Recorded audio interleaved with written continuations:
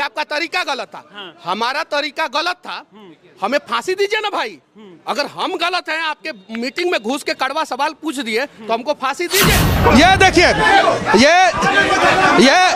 ये देखिए, ये छपरा जेपी यूनिवर्सिटी के वीसी जो है ना, 3 महीना के अंदर अंदर हम लोग हटवाएंगे, चाहे कुछ भी क्यों नहीं करना पड़े। मीटिंग चल रहा है, 3 साल का कोर्स 5 साल में भी नहीं कंप्लीट किया जा रहा है और यहाँ पे धक्का मार के निकाल दिया जा रहा है मीडिया वाले को। एक छात्र जाके एक तबड़ाक मार दे ऐसे ऐसे प्रोफेसरों को ना, तो लोग बोलेंगे गुरु पे हाथ उठा दिया। ये लोग बोलता है कि मनीषवा जो है अनपढ़ है। जानते हैं का है कि हम अंग्रेजी में नहीं बात करते हैं, हम बिहार के लोगों को बिहारी भाषा में समझाने का प्रयास करते हैं। मेरे ऊपर यूनिवर्सिटी के वीसी FIR करके मुझे जेल में डलवाएं। मुझे आपने FIR क्यों किया जाएगा? आप तो कहीं ना कहीं स्टूडेंट के लिए ना। बिहार में यूनिवर्सिटी के सेशन लेट को लेकर अगर आप सवाल करेंगे तो आपको धक्का मार के निकाल दिया जाएगा।